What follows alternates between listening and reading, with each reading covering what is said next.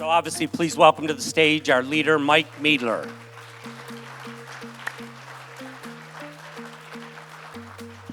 Good morning, C21. How are we doing today? Awesome. You know, Chris, I started getting chills, Chris. Two things that you said. One is just when I think of the compilation of all these amazing leaders inside of this brand for many, many years who've been just terrific stewards and what that means to not just your communities, but all of you. And, you know, you just named that list and it was starting to give me the chills. And I really appreciate that because what I think we have here is a combination, a semblance of so many amazing Century 21 professionals that really is driving the brand and driving your communities and real estate forward. So, Chris, thank you for the invite. It's great to be here today to kick off the fourth quarter. Guys, I got in the Uber last night to make my way up here from the airport. And the Uber driver was like all fired up about the Tigers. Now, I'm a major sports fanatic. I have been going through a week and a half of emotional distress with my New York Mets. When I tell you guys, I think what makes sports so amazing, and I'm actually gonna use it in some of the things I talk about, is that roller coaster of emotion and how hard these folks, these athletes are working every single day, and how one pitch in baseball can literally change an entire game. And I think it's the same for real estate. I'm gonna use some parallels and some analogies of why I think that's true. So it is great to be here, gang. Kick off the fourth quarter. I think this is ultra smart by Chris and the entire leadership team, because this is the point, and I said this just recently, when most real estate professionals are starting to wind down. They're starting to get ready for the holidays. Their kids are back to school. They're involved in their activities. They're starting to figure out what they're going to be doing next year. And when you keep your foot on the gas pedal right now, trust me, it's not just going to help you end the year really, really strong, but it's gonna set up a great first quarter for you. So I'm glad you're getting everybody fired up and connected here. Let me start off by telling a little bit of a sports story for all of you guys that I've been using and speaking to folks about a lot. Anybody here, will anybody admit to maybe getting too involved in your kids' activities? Their sports, their school, yes, some of them hands will raise, okay. So there's a few of you out there. Well, I am the same exact way. If you don't know, I have 4 daughters. The 2 youngest are twins. They're 10 years old. They're in 5th grade. They happen to be on the same travel soccer team and the same Little League softball team. Now, I have been, coaching them and pushing them and with them throughout their entire journey in sports. And I've learned a couple of really valuable life lessons over this summer or maybe been reminded of some valuable life lessons over this summer by following and being with them all the way. One day they came home from soccer just a couple months ago and they were so upset. They were so upset because their coach completely lambasted them. He laid into them after one of their practices because they were not giving it their all. In fact, they were dogging the sprints and the suicides that you do at the end of practice. Now, I don't know about you, I've never done this before when I was young, but sometimes testing leadership when you're a little kid is kind of like a rite of passage. Anybody ever do that? Nobody in this room, right? We're straight and narrow here. But these kids went and they were just dogging it. I said, guys, do you realize why he was so upset with you? They're like, no. What does running have to do with soccer? Well, that in and of itself is like a bad question. But I said, don't you guys recognize every single day when we wake up, we have a choice to make. We could either do things the easy way and take shortcuts, or we could do things the right way and give 121% to whatever it is that we're trying to accomplish, whether it's your school, whether it's your sports, or whether it's work or family. Whatever it is you're trying to accomplish, being present and going all in all the time. And I said, guys, you know what that's called? It's called your character. And they're like, character? What's character? Like Mickey Mouse? I'm like, no. Your character, guys, is what you do when nobody else is watching, right? Your character defines what activities you're gonna take and how you're gonna go about your life and your business. Your character defines the results that you're ultimately gonna get by what you're doing when nobody else is watching. I heard about a lot of great business accomplishments in this room. Trust me, those folks are working hard when nobody else is looking. And I will say this, guys, Chris, Candace, the rest of this leadership team, you guys are super humble about it, but I will tell you that I am so proud of the character of the people in this organization in what you've done for Easter Seals over 25 plus years. You're not listen, yes, give yourselves a round of applause. You guys are not the top fundraisers. You are the epitome of fundraisers, probably in all of real estate, for our philanthropic partner for over 40 years. Guys, you're giving millions of dollars every single year, and it's truly incredible. Like, way more, 3, 4, 5 times more than even the second place companies in the Century 21 system. And when I tell you how proud I am of that, that is character. I know how much blood, sweat, tears, how many after hours, weekends, at the office at night that you guys put in to making sure that that happens. So thank you for that, and congratulations. Let me start by talking a little bit about like where I see the market going and what's happening out there. We've all been kind of, I would say, distracted with a lot of what we're hearing from the legal front. I will tell you guys this. About 5.5 years ago, when I first became the CEO of Century 21, literally the very first week, Inman was saying, hey, we got to do an interview on you. And I was like, oh God, like I didn't even realize, I didn't know what my strategy was. I didn't know what my goals were. Like, I just got this job and I was like a deer in headlights. And so they're like, okay, we're going to do an interview about where you're headed and where Century 21's headed. And my wife actually had this interview hung up in a really important place in my house. She had it plaqued. It is right next to my treadmill in the basement where nobody but me will ever see it again. You guys can laugh at that if you want. And it says in the headline says, Century 21 CEO says agents will adapt to change. And you know what they were talking about 6 years ago? They were talking about how Century 21 agents and consumers were going to adapt to the new logo and the new colors. They were talking about how were Century 21 agents going to adapt to, do you remember companies out there that were going to do things for less, like Purple Bricks? Anybody have Purple Bricks? Was Purple Bricks in Detroit? Never came to Detroit? Well, they were all out on the West Coast, the East Coast. Purple Bricks was going to do it for 2% and do it so much cheaper and easier than a traditional real estate agent. And guess what? About 3 years later, they packed their bags and they went back to the UK. They wanted to know how real estate agents were going to adapt to iBuyers. Anybody remember iBuyers? Maybe some still exist. A little bit of laugh. You just hit the button on your phone and your house is sold. Remember that? Well, what happened to Zillow Instant Offers and Redfin, right? Think about it, guys. We have been adapting to change in the real estate industry. I will promise you this, more change will come and we will continue to adapt.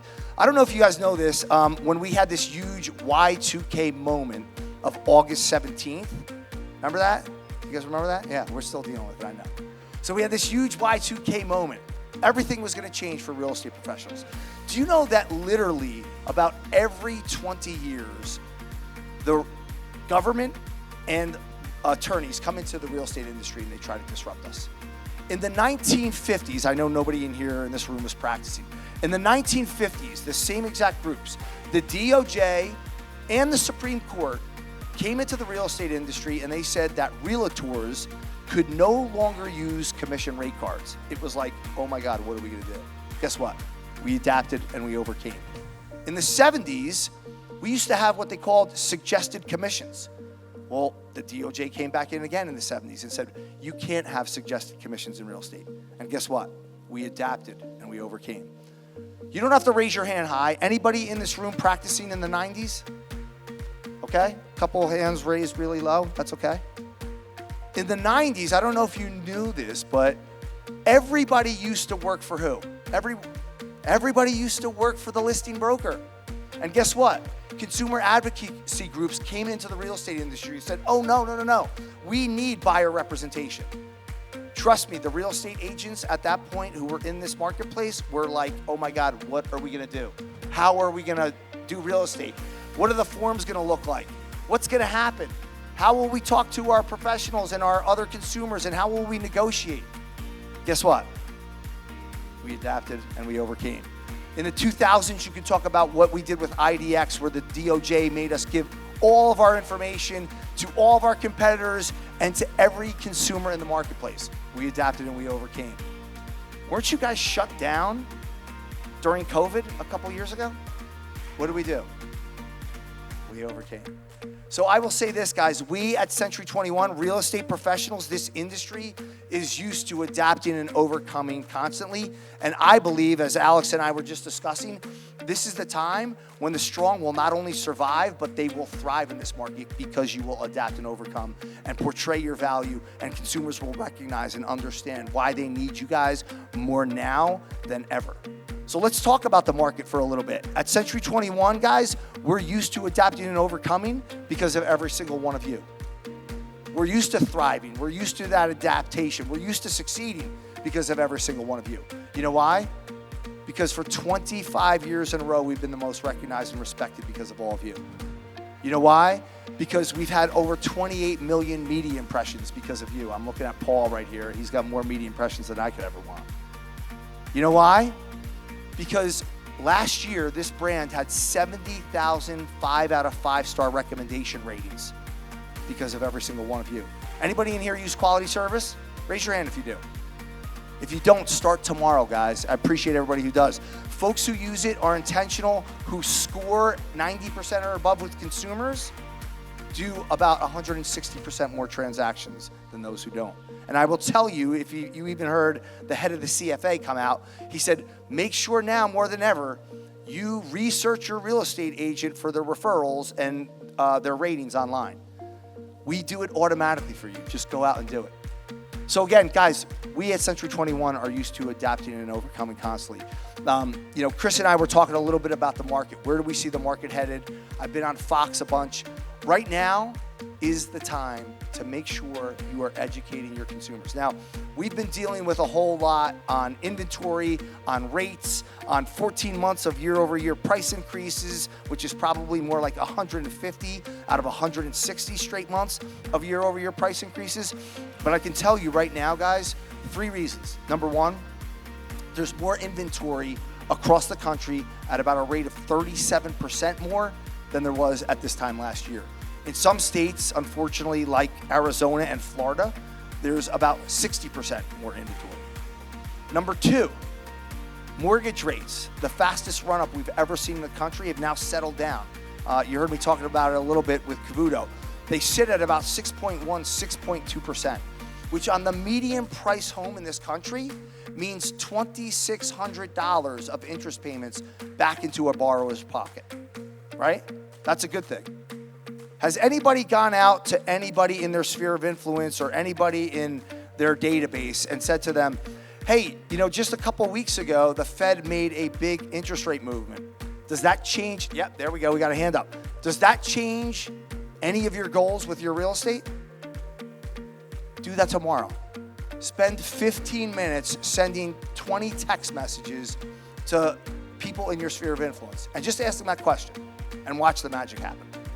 Trust me, we got to be out there communicating what's happening. I know you guys are every single day, but that's an easy trick that you can do to, I guarantee, generate some conversations. The last point I'll make is that at Century 21, we see the next couple of quarters really moving in the right direction for home buyers and home sellers.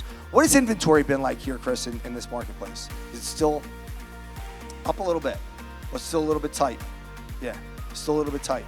I mean, right now, gang, as I said, as we finish up this 4th quarter, you have real serious buyers, as you guys know, and real serious sellers.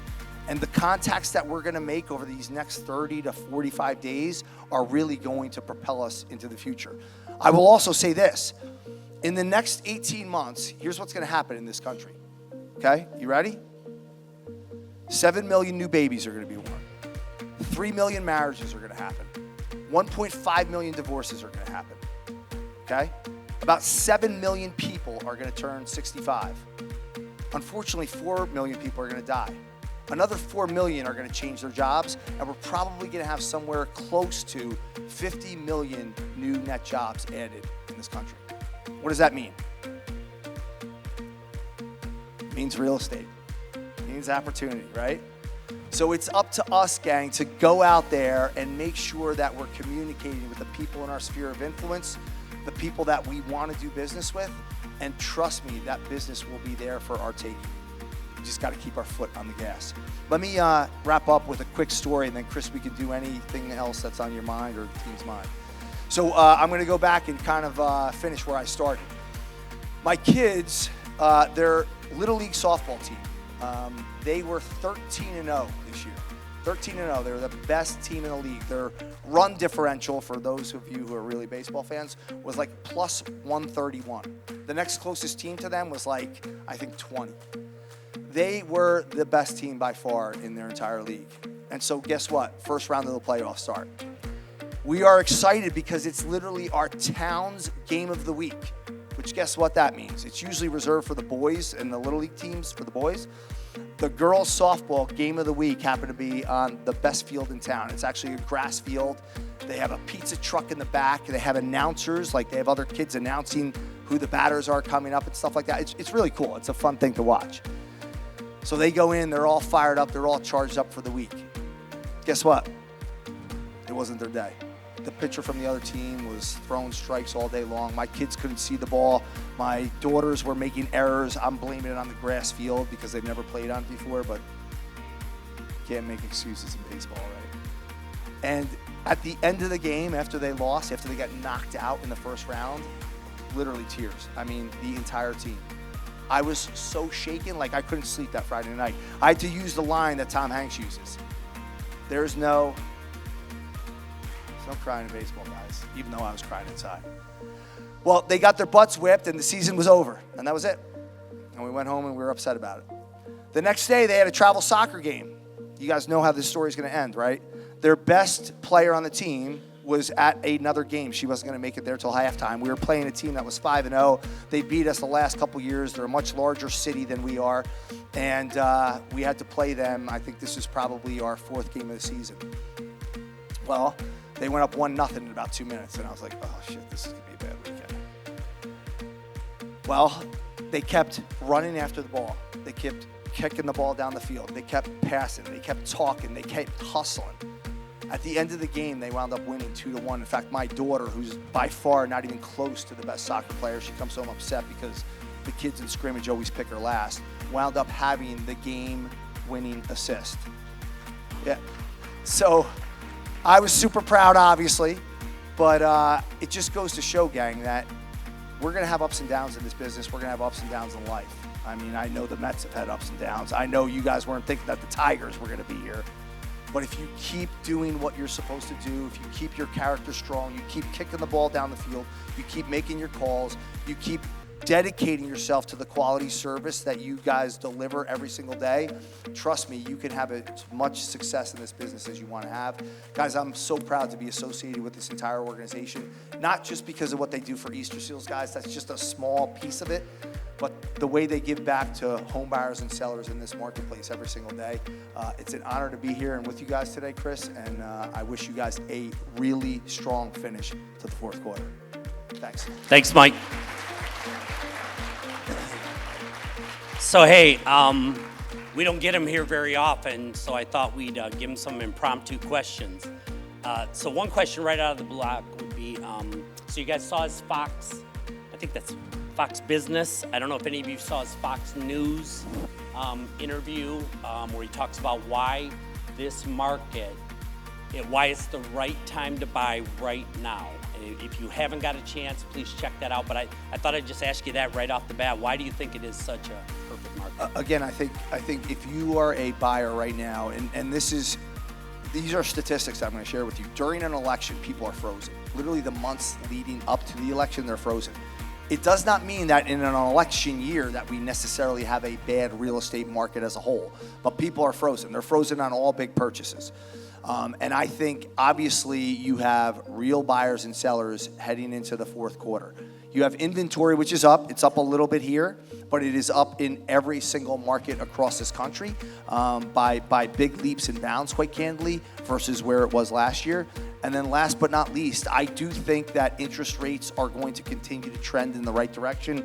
You heard me joking around with Neil, like I would love a number with a 5 on it. I think that would be good for all consumer confidence. But there is truly purchase power right now from where we were a year ago when it was 7 and change, to the tune of, like I said, $2,600 on a median price home. So those are things that we need to be out there educating our consumers about. And I think if folks are serious, now's the time to move. Okay, so let's talk about the brand we all love, our iconic brand. What should we expect from the brand next year? Yes, so we are really excited about something that we're putting out from a marketing perspective. Number one, I don't know if anybody just saw it recently, we just did a big survey across all intentional home buyers and recent home buyers. It was on the cover of Riz Media. We have a way for every single person in this room to take those findings, make them your own, and then share them out to your social feeds and or the rest of your community. If you don't know how to do that, Mr. Jangula is in the back of the room. I can guarantee he can set up for the entire audience a way to do that. I will say this, Candace, this is another quick exercise. I believe that if we do, we will get into real estate conversations. Very easy. It talks about how folks are so involved and want community even over their dream home. So that's number one. Number two is we're not sure when it's going to be because we're a little bit on edge about the election. So we're thinking it's either the week after the election or 2 weeks after the election when, things are kind of settled down, that we are going to be putting out a big marketing campaign for all of Century 21. I can tell you guys right now, we've put it out and tested it in front of a handful of select agents and select brokers and a bunch of marketing directors inside of our organization. It is revolving around a place we haven't been in the last couple of years, and that is the consumer. We came out, and I think from a Century 21 perspective, we might have overcorrected our kind of who we talk to and the tone that we wanted. And we still are relentless. We still will deliver 121%. We still defy mediocrity. But we're headed more towards the consumer and the joy in the home buying process that you all deliver every single day. It will be a way that I think you can take hold of some great marketing tactical items, as well as some things that I think will get people really excited about where the brand's headed. On top of that, before the start of, or we're at the start of next year, we're going to be announcing the media that is going to go along with that. And I think it is going to be a really cool and fun way for every person in this room to be able to take what we're doing at a national and global level and bring it down to your local community. So I don't have any fun, cool, sexy slides. I could bring our marketing folks in to do that for you, but I'm going to tell you in a couple weeks following the election, we're going to bring it out to everybody so that you can see. Awesome, and Tori's doing a great job. By the way, everybody, if you don't know Tom Jangula, everybody spin around the room. Let's make him feel nice and comfortable. Tom is our growth consultant, works all the time with Candace, and works with us on so many different things. So Tom, thanks for being here.